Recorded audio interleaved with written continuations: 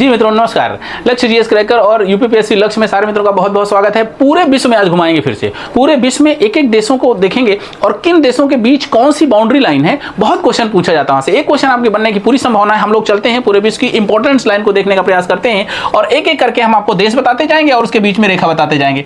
तो 38वीं समानांतर लाइन है दक्षिण कोरिया और उत्तरी कोरिया। ध्यान रखना है, ये वाला दक्षिण कोरिया और उत्तरी कोरिया है यहाँ से, तो ये वाली लाइन है जो दक्षिणी कोरिया और उत्तरी कोरिया के बीच में, इसे कहते हैं 38वीं समानांतर लाइन है। उसके बाद में 17वीं समानांतर दक्षिण उत्तर और दक्षिण वियतनाम के बीच में है, ये वाला वियतनाम पड़ता है, यहाँ पर पड़ती है ये वाली लाइन जिसे आप कहते हैं 17वीं समानांतर रेखा। उसके बाद में आएगा डूरंड लाइन है पाकिस्तान और अफगानिस्तान के बीच में।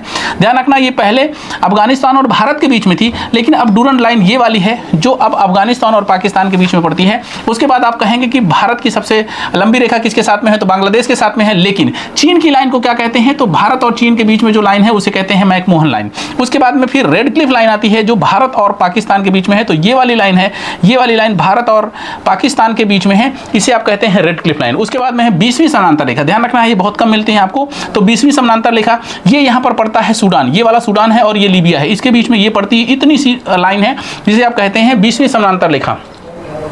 उसके बाद हम लोग बात करेंगे ईरान और इराक के बीच में, ये ईरान है और ये इराक है, इसके बीच में है 31वीं समानांतर लाइन। ध्यान रखना है अब 31वीं है, 17वीं है, 38वीं है और फिर 49वीं समानांतर रेखा है। 49वीं समानांतर रेखा को एक और नाम से जानते हैं जिसे आप कहते हैं मेडिसिन लाइन। ध्यान रखना है ये आपको भूलना नहीं चाहिए।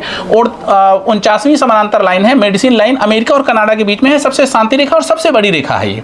उसके बाद आते हैं मैनरहीन लाइन। देखो मैनरहीन फिनलैंड और रूस के बीच में है, तो ध्यान रखना है ये यहीं पर पड़ती है, ये रूस है और ये फिनलैंड है, यहां पर पड़ती है मैनरहीन। तो मैनरहीन तो ध्यान रखिएगा, मैनरहीन से याद रहेगा। उसके बाद हम लोग चलते हैं यूरोप में चलते हैं।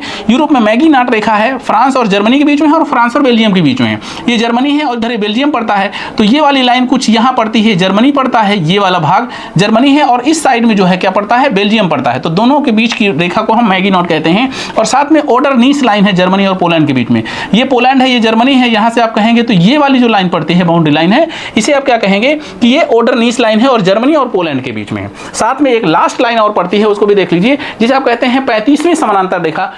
उत्तरी अमेरिका के राज्य हैं जिसमें जॉर्जिया और टेनेसी के बीच पड़ती है और ये यहाँ पर पड़ता है, एक राज्य जॉर्जिया इधर पड़ता है और टेनेसी इधर पड़ता है, इसी के बीच वाली लाइन को क्या कहते हैं, 35वीं समानांतर रेखा कहते हैं। तो ध्यान रखना मित्रों, इसमें इंपॉर्टेंस क्या है, मेडिसिन लाइन हो गई, मैनरहीन लाइन हो गई, मैगीनाट हो गई, ओडरनीस लाइन हो गई, ये वाली सबसे इंपॉर्टेंट है। और भारत पाकिस्तान के, भारत अफगानिस्तान, भारत चीन वाली तो आपको पता ही है, दक्षिणी कोरिया और उत्तरी कोरिया वियतनाम वाली भी आपको याद हो गई।